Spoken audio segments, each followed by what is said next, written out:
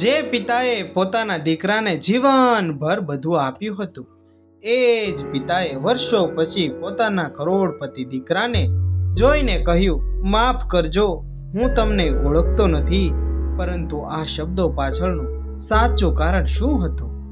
ચાલો આપણે જાણીએ મિત્રો.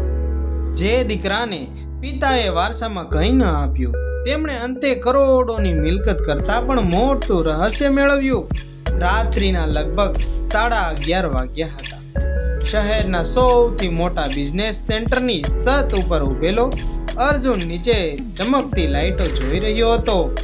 આખું શહેર ઊંઘતું નહોતું. હજારો લોકો પોતાની જિંદગી માટે દોડી રહ્યા હતા. કોઈ પૈસા પાછળ, કોઈ નામ પાછળ અને કોઈ પોતાના સપના પાછળ. પરંતુ અર્જુન, તેની પાસે પૈસા હતા, નામ હતું, મોટી કંપની હતી, સુંદર બંગલો પણ હતો, મોંઘી કાર હતી, પણ તેની પાછળ એક એવી વસ્તુ નહોતી જે છેલ્લા 15 વર્ષ શોધી રહ્યો હતો. તે હતું પોતાના પિતાનો જવાબ. તેના હાથમાં એક જૂનું પીળું પડેલું કવર હતું.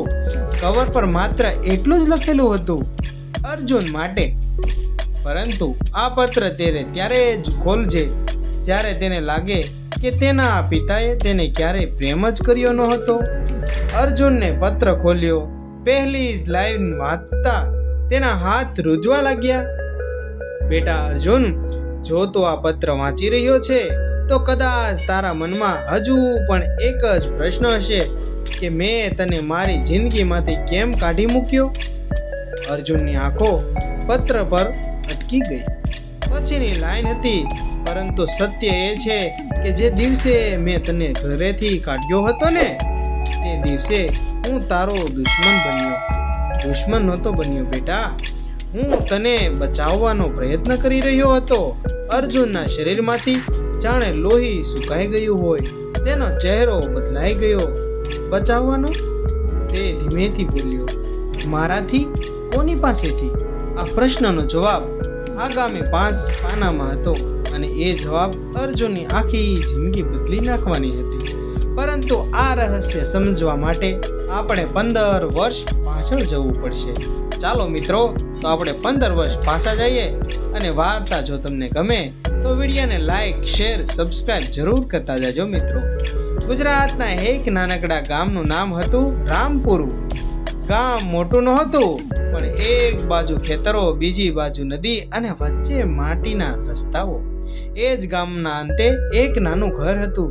ઘરની બહાર જૂનું લાકડાનું બારણું, આંગણામાં લીમડાનું ઝાડ અને ઝાડ નીચે એક લાકડાની ખુરશી. આ ખુરશી પર દર સાંજે એક માણસ બેસતો. તેનું નામ હતું રઘુવીરભાઈ. ગામમાં બધા તેને રઘુ કાકા કહેતા. રઘુવીરભાઈ ખેડૂત હતા. પત્ની મીનાબેન ઘણા વર્ષો પહેલા અવસાન થયું હતું. તેમનો એક જ દીકરો હતો, અર્જુન. મીનાબેન જીવતી હતી ત્યારે અર્જુન માત્ર 9 વર્ષનો જ હતો. એક દિવસ મીનાબેનને ભારે તાવ આવ્યો. ગામમાં યોગ્ય સારવારની સુવિધા નહોતી. રઘુવીરભાઈએ રાત શહેર સુધી લઈ જવા માટે જીપ ભાડે લીધી, પણ રસ્તામાં જ મીનાબેનનું અવસાન થયું. તે દિવસથી રઘુવીરભાઈ માટે અર્જુન માત્ર દીકરો નહોતો, તે તેમની પત્નીની છેલ્લી નિશાની હતો. રઘુવીરભાઈએ પોતાનું આખું જીવન અર્જુન પાછળ મૂકી દીધું. સવારે ખેતરનું કામ, બપોરે મજૂરી, સાંજે દૂધની ડેરીમાં કામ કરતા અને રાત્રે ગામની મિલ પાસે ચોકીદારી. કેટલીક રાતો તેઓ માત્ર 2 કલાક જ ઊંઘતા.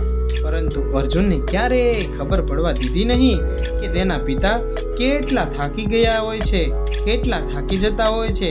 એક દિવસ અર્જુને પૂછ્યું, બાપુ, તમે મારા માટે આટલું બધું કેમ કરો છો? તમે થાકતા નથી?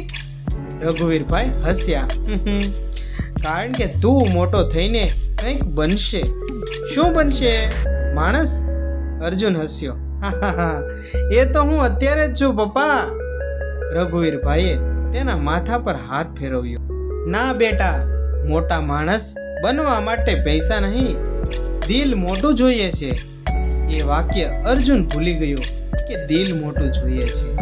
પણ વર્ષો પછી એ જ વાક્ય તેની જિંદગીનો સૌથી મોટો પાઠ બનવાનું હતું. અર્જુન અભ્યાસમાં ખૂબ હોશિયાર હતો. ગામની શાળામાં તે હંમેશા પ્રથમ આવતો. શિક્ષકો રઘુભાઈને કહેતા કે ભાઈ, તમારો દીકરો તો ખૂબ હોશિયાર છે. તમારો દીકરો ગામમાં નહીં અટકે. શહેરને તેને શહેરમાં ભણાવો, મોટી શાળામાં ભણાવો, તે ખૂબ આગળ વધશે. રઘુવીરભાઈ પાસે પૈસા નહોતા, પરંતુ તેમણે પોતાની 2 એકર જમીનમાંથી 1 એકર વેચી નાખી. ગામના લોકોએ કહ્યું, આવું ન કર ભાઈ. રઘુભાઈ, તમે આ જમીનને ના વેચો. જમીન જ તારો સહારો છે. રઘુવીરભાઈએ કહ્યું, મારો સહારો જમીન નથી, મારો દીકરો મારો સહારો છે. અર્જુન શહેરમાં ભણવા ગયો. પહેલા ડિપ્લોમા, પછી એન્જિનિયરિંગ, પછી મેનેજમેન્ટ. દરેક ફી માટે રઘુવીરભાઈ કંઈક ને કંઈક વેચતા. ક્યારેક બળદ, ક્યારેક દાગીના, ક્યારેક જમીનનો ટુકડો. એક વખત તો ઘરની છત પણ તોડી નાખી. ફરીથી બનાવવાનું કામ મુલતવી રાખ્યું. અર્જુનને પૈસા મોકલતા રહ્યા ત્યારે હંમેશા એક જ વાત કહેતા, બેટા તું ભણ, પૈસાની ચિંતા ન કર. અર્જુન માનતો હતો કે પિતા પાસે ક્યાંથી પૈસા આવી જાય. તેમણે ખબર નહોતી કે દરેક 1000 રૂપિયા પાછળ તેના પિતાની 10 રાતોની ઊંઘ હતી. અર્જુન શહેરમાં આગળ વધતો ગયો. તેને સારી કંપનીમાં નોકરી મળી ગઈ. પગાર ગામના માણસ માટે કલ્પના બહારનો હતો. શરૂઆતમાં અર્જુન દરરોજ પિતાને ફોન કરતો, બાપુ જમ્યા તમે? હા બેટા. દવા લીધી? હા, હું આવતા મહિને આવીશ. પરંતુ થોડા મહિનામાં ફોન અઠવાડિયા 1 થયો હતો. અઠવાડિયે 1 વાર ફોન આવતો થયો, પછી મહિને 1 વાર, અને પછી બાપુ હમણાં મીટિંગમાં છું, બાપુ પછી વાત કરું, બાપુ બહુ કામ છે. રઘુવીરભાઈ રાહ જોતા, ક્યારેક ફોન આવવામાં રાહ જોતા. સૂઈ જતા. તેની પાસે એક નાની ડાયરી હતી. દરરોજ તેઓ અર્જુનનો ફોન આવ્યો કે નહીં તે લખતા. એક પાનામાં પર લખ્યું હતું, આજે અર્જુનનો ફોન આવ્યો, 5 મિનિટ વાત થઈ, આખો દિવસ ખુશ રહ્યો. બીજા પાના પર, આજે ફોન ન આવ્યો, કદાચ કામ વધારે હશે. પછી, આજે પણ ફોન ન આવ્યો, ભગવાન એને ખુશ રાખશે. રઘુવીરભાઈ ક્યારેય દીકરા માટે ફરિયાદ કરતા ન હતા. એક દિવસ અર્જુનના જીવનમાં મોટી તક આવી. એક આંતરરાષ્ટ્રીય કંપનીએ તેને સિંગાપોરમાં બોલાવવામાં આવ્યો. નોકરી ઓફર કરી. પગાર ઘણો મોટો હતો. અર્જુને પિતાને ફોન કર્યો, બાપુ મારી પસંદગીની થઈ ગઈ છે. ક્યાં? સિંગાપોર. થોડા સેકન્ડ મૌન રહ્યા. પછી રઘુવીરભાઈ બોલ્યા, ખૂબ આગળ વધજે બેટા. તમે ખુશ નથી પપ્પા? ખુશ છું.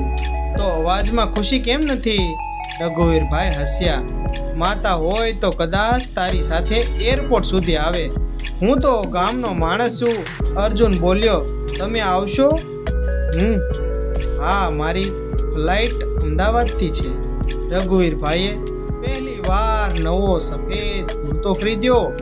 એરપોર્ટ જવાનો 1 દિવસ પહેલા તેમણે આખું ઘર સાફ કર્યું.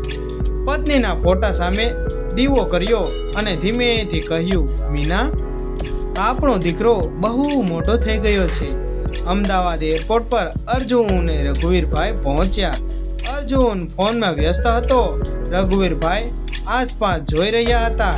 એટલી મોટી ઇમારત તેમણે ક્યારેય જોઈ નહોતી. અર્જુને કહ્યું, બાપુ તમે અહીં બેસો, હું થોડું કામ પતાવીને આવું છું. હું અહીં જ છું. રઘુવીરભાઈ બેઠા. અડધો કલાક ગયો. 1 કલાક, 2 કલાક, 3 કલાક. રઘુવીરભાઈ ઊભા થઈને અર્જુનને શોધવા લાગ્યા. તેમણે ફોન કર્યો. ફોન બંધ હતો. એમણે સુરક્ષા કર્મીને પૂછ્યું. કોઈને ખબર નહોતી. અંતે એક કર્મચારીએ તપાસ કરી. કાકા, તમે અર્જુનભાઈ સાથે આવ્યા હતા ને? હા. તમને કેમ ખબર? તેમની ફ્લાઇટ 4 કલાક પહેલા જ નીકળી ગઈ છે. રઘુવીરભાઈની આંખો ખાલી થઈ ગઈ. પણ હું? કર્મચારી મૌન રહ્યો. રઘુવીરભાઈએ ફરી પૂછ્યું, મને લીધા વગર જ જતો રહ્યો?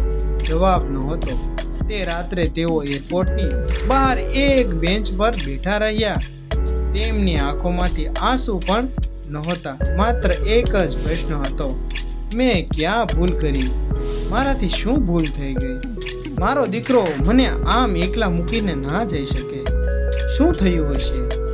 પરંતુ અર્જુન સિંગાપુર પહોંચ્યો. પ્રથમ વર્ષમાં બધું સારું રહ્યું. પૈસા, કાર, ફ્લેટ, મોટી કંપની, નવા મિત્રો. તેના જીવનમાં પિતાની જગ્યા ધીમે ધીમે નાની થતી ગઈ. રઘુવીરભાઈએ ક્યારેય તેને પાછો બોલાવ્યો જ નહીં. તેમણે કોઈ ફરિયાદ કરી નહીં. પરંતુ ગામમાં બધા જાણતા હતા કે રઘુ કાકા દર વર્ષે દીકરાના જન્મદિવસે એક નાનો દીવો પ્રગટાવતા. 15 વર્ષ સુધી એક પણ જન્મદિવસ ચૂક્યા નહીં.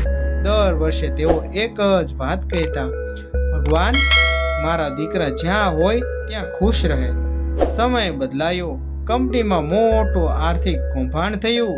અર્જુનનો સીધો હાથ નહોતો, પરંતુ જે પ્રોજેક્ટની જવાબદારી તેની હતી તેમાં જ ભારે નુકસાન થયું. કંપનીએ તેને નોકરીમાંથી કાઢી મૂક્યો. થોડા મહિનાઓ તેની બચત ખતમ થઈ ગઈ. બેંક લોન વધી ગઈ. મિત્રોએ ફોન ઉપાડવાનું બંધ કરી દીધું.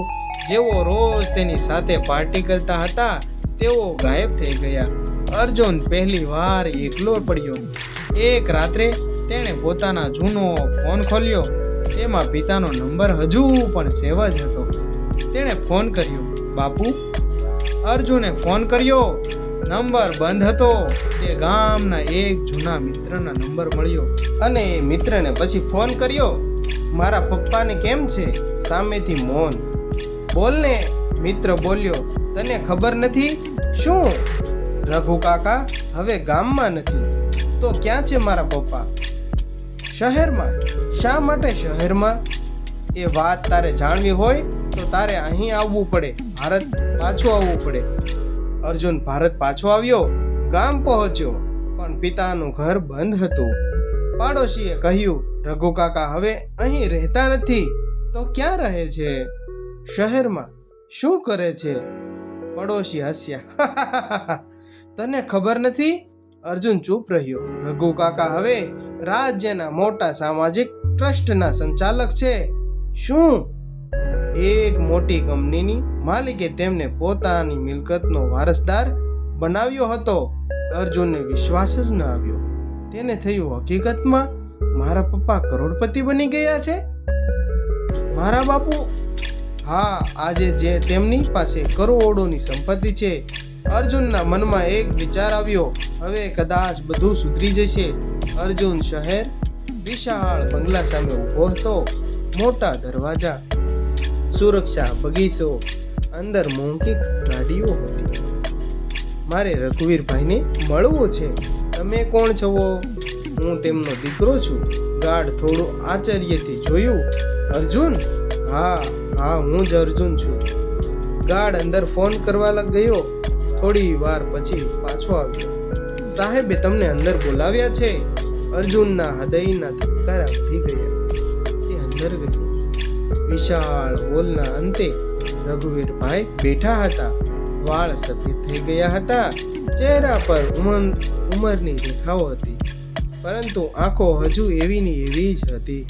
અર્જુન દોડી ગયો. બાપુ! રઘુવીરભાઈએ તેની તરફ જોયું અને માત્ર એક શબ્દ બોલ્યા, કોણ? અર્જુન અટકી ગયો. બાપુ, હું અર્જુન. રઘુવીરભાઈ શાંત રહ્યા. માફ કરશો, હું અર્જુન નામના કોઈ માણસને ઓળખતો જ નથી. અર્જુનના પગ નીચેથી જમીન સરકી ગઈ. અર્જુન રડવા લાગ્યો. બાપુ, મને માફ કરી દો. રઘુવીરભાઈએ કહ્યું, માફી? હા. તમે મને ક્યારેય દુઃખ આપ્યું છે? અર્જુન મૌન રહ્યો. જો હું તમને ઓળખતો જ નથી તો મને તમે દુઃખ કઈ રીતે આપી શકો? અર્જુને માથું ઝુકાવી દીધું. રઘુવીરભાઈએ ગાર્ડને કહ્યું, એને બહાર મૂકી આવો. અર્જુન બહાર નીકળી ગયો. પરંતુ અર્જુનને હવે બધું સમજાઈ ગયું હતું કે તેમના પિતાજીને જે દુઃખ પહોંચાડ્યું છે તેનો જ બદલો તેના પિતાજી લે છે. પરંતુ તેને ખબર નહોતી કે અંદર રઘુવીરભાઈની આંખોમાંથી આંસુ વહેવા લાગ્યા હતા. તેમણે ટેબલની ડ્રોર ઉપર ખોલી અંદર એક જૂનો ફોટો હતો, નાનો અર્જુન. તેની પાછળ લખેલું હતું, મારો દીકરો. રઘુવીરભાઈએ ફોટો છાતી સાથે ચાંપ્યો. હું તને ઓળખતો નથી એવું કહેવું મારા માટે પણ સજા જ છે બેટા. પરંતુ એ માત્ર અડધું સત્ય હતું. અર્જુન શહેરમાં ભટકતો રહ્યો. એક દિવસ તેને એક વૃદ્ધાશ્રમમાં કામ મળ્યું. તે ત્યાં વૃદ્ધોને ભોજન આપતો, દવાઓ પહોંચાડતો, તેમની વાતો સાંભળતો. ધીમે ધીમે તેની અંદર કંઈક બદલાવા લાગ્યું. એક દિવસ એક વૃદ્ધે તેને પૂછ્યું, બેટા તું અહીં કેમ કામ કરે છે? અર્જુને કહ્યું, મારા પિતાને મેં ગુમાવ્યા છે. વૃદ્ધાએ પૂછ્યું, મૃત્યુ પામ્યા? ના, મેં તેમને જીવતા હોવા છતાંય ગુમાવી દીધા છે. વૃદ્ધા ચૂપ થઈ ગયા. તો પાછો મેળવી લેને. અર્જુન હસ્યો, તેઓ મને સ્વીકારતા જ નથી. વૃદ્ધાએ કહ્યું, ક્યારેક માતા પિતા સંતાનોને માફ કરવા તૈયાર હોય છે, પણ સંતાનને પોતાની ભૂલોનો સાચો અર્થ સમજવા માટે તેની સાથે વાત કરતા નથી. આ શબ્દો અર્જુનના મનમાં ઉતરી ગયા. તે બીજા દિવસે પણ તે સેવા કરવા ગયો. ત્રીજા દિવસે પણ 1 વર્ષ પસાર થયું. અર્જુન હવે બદલાઈ ગયો હતો. એક દિવસ વૃદ્ધાશ્રમના સ્ટોર રૂમ જૂના સામાનની સામે સફાઈ કરતા સામાનની સફાઈ ચાલી રહી હતી. અર્જુનને એક લોખંડનું બોક્સ મળ્યું. બોક્સ પર લખેલું હતું, રઘુવીરભાઈ માટે. અર્જુન ચોંકી ગયો. તેણે બોક્સ ખોલ્યું. અંદર એક ડાયરી હતી. પહેલું પાનું. આ ડાયરી કોઈ અજાણ્યા માણસના હાથમાં ન જવી જોઈએ. અર્જુને પાના ફેરવ્યા. તેમાં તેના પિતાનું નામ વારંવાર લખેલું હતું. તે વાંચતો ગયો. એક પછી એક ખબર પડી. તેની ચહેરા પર હોશ ઉડી ગયા. 15 વર્ષ પહેલા રઘુવીરભાઈએ અર્જુનને એરપોર્ટ પર જાણી જોઈને છોડ્યો નહોતો. અર્જુને જ પિતાને છોડ્યા હતા, એ સાચું હતું. પણ તેના પિતાએ જ દિવસે ભયંકર નિર્ણય લીધો હતો. તેમણે અર્જુનના વિદેશ જવાના તમામ દસ્તાવેજો તપાસ્યા હતા, કારણ કે તેમને શંકા હતી કે અર્જુને જે કંપનીમાં જવાનો હતો તે સામાન્ય કંપની નહોતી. તેના માલિકો ભારતની કેટલીક ગેરકાયદેસર નાણાકીય પ્રવૃત્તિઓ સાથે જોડાયેલા હતા. અર્જુન અજાણતા તેમના જાળમાં ફસાઈ ગયો હતો. રઘુવીરભાઈએ તેને રોકવાનો પ્રયાસ કર્યો, પરંતુ અર્જુનને પિતાની વાત સાંભળવી નહોતી. એ એરપોર્ટ દિવસે અર્જુને પોતાના પિતાને ત્યાં છોડીને જવાનું નક્કી કર્યું હતું. આ સત્યનો પહેલો ભાગ હતો, પણ બીજો ભાગ હજી બાકી હતો. અર્જુન ડાયરી વાંચતો ગયો. રઘુવીરભાઈએ લખ્યું હતું, મારો દીકરો મને છોડીને ગયો છે. હું તેને પાછો બોલાવી શકું છું, પણ જો હું તેને ફોન કરીશ તો તે પાછળ લાગેલા માણસો તેને રોકી કાઢશે. અર્જુનના હાથ કંપવા લાગ્યા. કયા લોકો?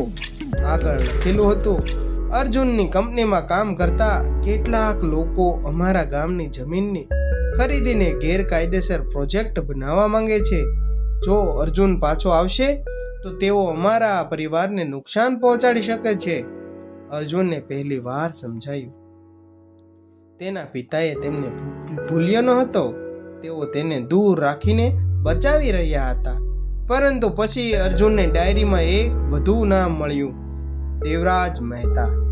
આ નામ તેણે સિંગાપોરમાં સાંભળ્યું હતું. તે જ વ્યક્તિ કંપનીનો એક મોટો ભાગીદાર હતો, અને તે જ વ્યક્તિ પાછળથી અર્જુનની કંપનીમાં કૌભાંડમાં ફસાયો હતો. અર્જુનને સમજાયું કે તેની જિંદગીની 2 અલગ ઘટનાઓ એક જ વ્યક્તિ સાથે જોડાયેલી હતી. અર્જુન તરત રઘુવીરભાઈની પાસે ગયો. બાપુ, મને બધું ખબર પડી ગઈ છે. રઘુવીરભાઈએ કોઈ જવાબ આપ્યો નહીં. તમે મને બચાવવા માટે દૂર રાખ્યો હતો ને? રઘુવીરભાઈની આંખોમાં પાણી આવી ગયું. હા બેટા, તો તમે મને કહ્યું કેમ નહીં? કારણ કે તું ત્યાં મને માનતો નહોતો, પણ તમે મને શોધી શકતા નહોતા. તો શોધ્યો કેમ નહીં? રઘુવીરભાઈએ ધીમેથી કહ્યું, કારણ કે તું પાછો આવે એ પહેલા તારે પોતે સમજવું જરૂરી હતું કે દુનિયામાં તારો સાચો માણસ કોણ છે. અર્જુન રડી પડ્યો. બાપુ, તમે મને એટલા વર્ષો સુધી કેમ સજા આપી? રઘુવીરભાઈએ કહ્યું, હું તને સજા આપતો નહોતો તો હું તારી રાહ જોતો હતો. રઘુવીરભાઈએ અર્જુનને એક રૂમમાં લઈ ગયા. દિવાલ પર 15 વર્ષના ફોટા હતા. અર્જુનના દરેક જન્મદિવસના, અર્જુનની ડિગ્રીઓ, ફોટાઓ, એક પ્રથમ નોકરીનો ફોટો, વિદેશ જતી ફ્લાઇટનો ફોટો. અર્જુન ચોંકી ગયો. આ બધું તમે રાખ્યું હતું? હા બેટા, મારી દરેક ખબર તમને હતી. હા. તમે ક્યારેય સંપર્ક કર્યો નહીં? ના. શા માટે? તમે મારો સંપર્ક કેમ ના કર્યો પપ્પા? રઘુવીરભાઈએ એક કાગળ તેની સામે મૂક્યો. તેમાં લખેલું હતું, જો અર્જુન પોતાના સ્વાર્થથી પાછો ફરશે તો તમે સંપત્તિ ન આપવી. જો તે પોતાની ભૂલ સમજીને પાછો ફરશે તો તેને પરિવાર ન આપવો. આ કાગળ કોણે લખ્યો હતો? રઘુવીરભાઈએ કહ્યું, તારી માતાએ. અર્જુન સ્તબ્ધ થઈ ગયો. મમ્મીએ આ કાગળ તેમના અવસાન પહેલા લખેલો હતો. અર્જુનની આંખમાંથી આંસુ વહેવા લાગ્યા. તે કાગળ છાતી સાથે ચાંપીને જમીન પર બેસી ગયો. તે વિચારવા લાગ્યો. તેમના મમ્મીનું લખાણ જોતો રહ્યો. રઘુવીરભાઈ હવે વૃદ્ધ થઈ ગયા હતા. તેમની તબિયત ખરાબ થતી. એક રાત્રે તેમણે અર્જુનને બોલાવ્યો. બેટા. હા બાપુ, બોલો ને. મારી પાસે તારા માટે મિલકત છે. અર્જુન બોલ્યો, મને કંઈ નથી જોઈએ હવે. રઘુવીરભાઈ હસ્યા. હવે તું સાચો અર્જુન લાગ્યો છે. મારે ફક્ત તને જોઈએ છે. રઘુવીરભાઈએ કહ્યું, મારી મિલકત તારી નથી. અર્જુન આશ્ચર્યમાં પડ્યો. તો કોની છે પપ્પા? એ લોકોની જેઓને પોતાના માતા પિતાએ છોડી દીધા છે. અર્જુન સમજી ગયો. પિતાએ પોતાની સંપત્તિનો મોટો ભાગ વૃદ્ધાશ્રમ માટે આપવાનો નિર્ણય કર્યો હતો. અને મારા માટે, તારા માટે એક વસ્તુ છે. શું? રઘુવીરભાઈએ એક જૂની લાકડાની ખુરશી બતાવી. આ ખુરશી. અર્જુન હસ્યો અને રડ્યો. બાપુ, મને કરોડો નથી જોઈએ. આ ખુરશી મારા માટે દુનિયાની સૌથી મોટી મિલકત છે. પરંતુ વાર્તાનો અંત હજી આવ્યો નહોતો. રઘુવીરભાઈના મૃત્યુના થોડા દિવસ પહેલા એક વ્યક્તિ બંગલામાં આવ્યો. તે હતો દેવરાજ મહેતા. અર્જુને તેને જોઈને ચોંકી ગયો. દેવરાજે કહ્યું, તારે સત્ય જાણવું છે ને? કહ્યું, તારા પિતાની સંપત્તિ પાછળનું સત્ય. દેવરાજે ખુલાસો કર્યો કે વર્ષો પહેલા રઘુવીરભાઈને જે ઉદ્યોગપતિએ સંપત્તિ આપી હતી તે સામાન્ય દાન નહોતું. તે વ્યક્તિએ ગેરકાયદેસર રીતે જમીન ખરીદવાનો વિરોધ કર્યો હતો. રઘુવીરભાઈએ ગામના ખેડૂતોને બચાવવા માટે કાયદેસર લડાઈ લડી હતી અને આખરે તેમની ઈમાનદારીથી પ્રભાવિત થઈને ઉદ્યોગપતિએ પોતાના સંપત્તિનો મોટો હિસ્સો ખેડૂતો અને વૃદ્ધો માટે આપ્યો હતો. દેવરાજે કહ્યું, તારા પિતાએ સંપત્તિ કમાઈ નથી, તો તારા પિતાએ લોકોના વિશ્વાસ કમાયો છે.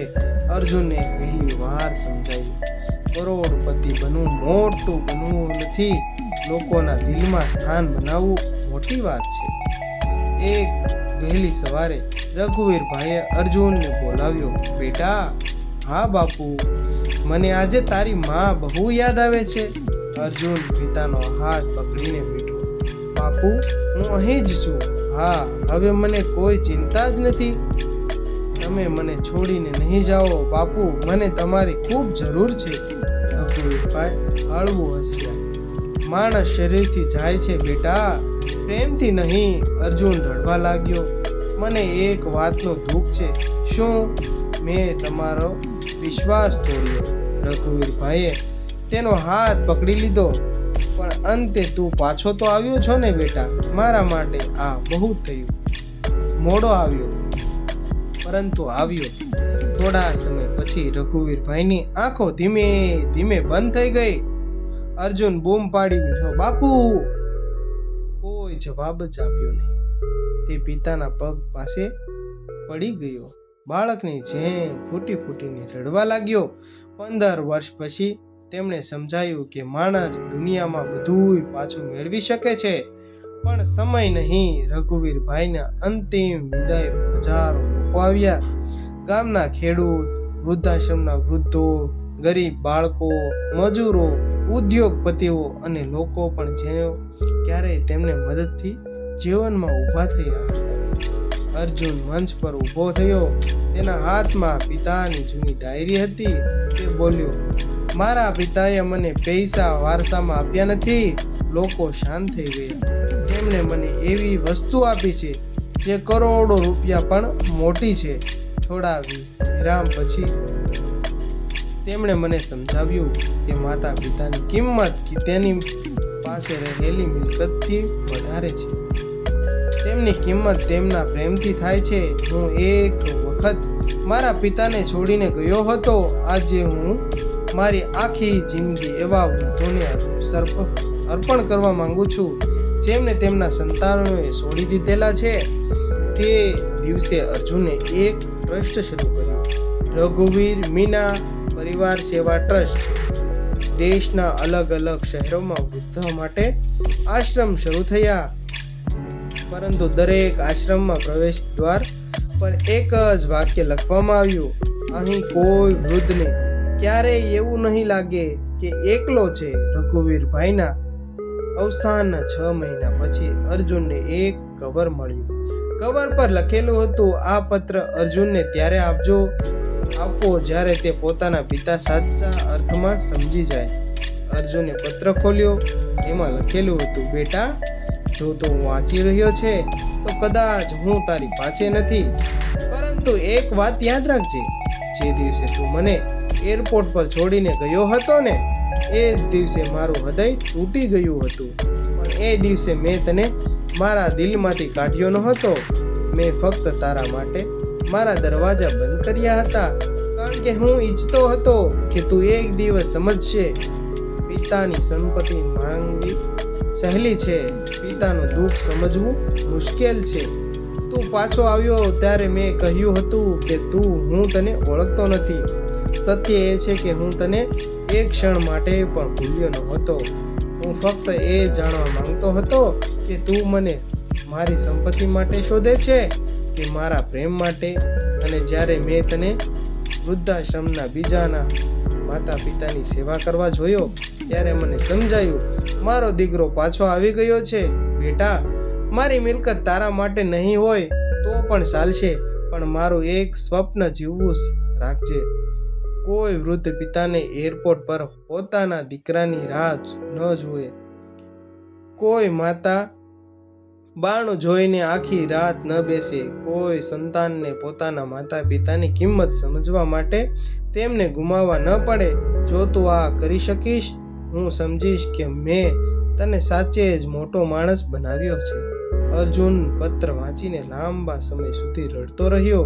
પછી તેણે પિતાની જૂની ખુરશી આંગણામાં મૂકી તેના પર પિતાનો ફોટો રાખ્યો અને ધીમેથી બોલ્યો, બાપુ, તમે મને કરોડપતિ બનાવ્યો નથી, તમે મને માણસ બનાવ્યો છે. તે દિવસે અર્જુનને પોતાના પિતાની ખુરશી પર એક નાનું બોર્ડ મૂક્યું.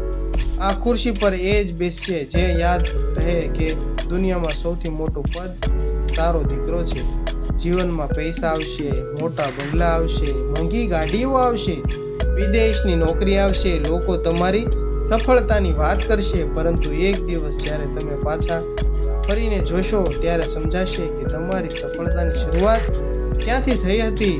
કદાચ કોઈ પિતાના જૂના સ્કૂટરથી, કોઈ માતાની બચાવેલી નાની નોકરીથી, કોઈ પિતાના અધૂરા સપનાથી, કોઈ માતાની ભૂખી રાતથી. માતા પિતાના સંતાનના પાસેથી કરોડો રૂપિયા નથી માંગતા, તેમને માત્ર એટલું જોઈએ છે, બેટા, અમને ભૂલતો નહીં. તે માતા પિતાએ તમારી હાથ પકડીને ચાલતા શીખવ્યા હતા. તેમને વૃદ્ધાઓએ એકલા છોડ્યા નહોતા, કારણ કે બાળક જ્યારે નાનું હોય છે ને ત્યારે માતા પિતા તેમને એકલા ચાલવા દેતા નથી. તે પછી માતા પિતા વૃદ્ધ થાય ત્યારે સંતાન તેમને એકલા કેવી રીતે છોડી શકે? સમય પાછો આવતો નથી. પૈસા ફરી કમાઈ શકાય છે, મકાન ફરી બનાવી શકાય છે, નોકરી ફરી મળી શકે, પરંતુ એકવાર માતા પિતાને ગુમાવ્યા પછી તે ક્યારેય મળતા જ નથી. જિંદગી ખાલી રહે છે અને કદાચ એ ખુરશી સામે ઊભા રહીને માણસ માત્ર એક જ વાત કહે છે, કાશ મેં તેમને થોડો સમય વધારે આપ્યો હોત ને. તો એટલે એ જ માતા પિતાને ફોન કરો, તેમની સામે 2 મિનિટ વાત કરો, તમારા માતા પિતાને યાદ કરો, એની સાથે વાત કરો, કારણ કે કદાચ તેમના જીવનમાં તમારી સાથે વાત કરવાનો આ સૌથી કિંમતી સમય હોય છે. એકવાર આ સમય ચાલ્યો જશે પછી તમે માંગશો છતાં પણ નહીં મળે. મિત્રો, આ વિડીયો જો સાંભળવો પસંદ આવ્યો હોય તો વિડીયોને લાઈક કરો, શેર કરો, સબસ્ક્રાઈબ કરો અને તમારા માતા પિતાને અત્યારે જ ફોન કરો અને એની સાથે ફક્ત ને ફક્ત 2-5 મિનિટ વાત જરૂર કરજો. Thank you.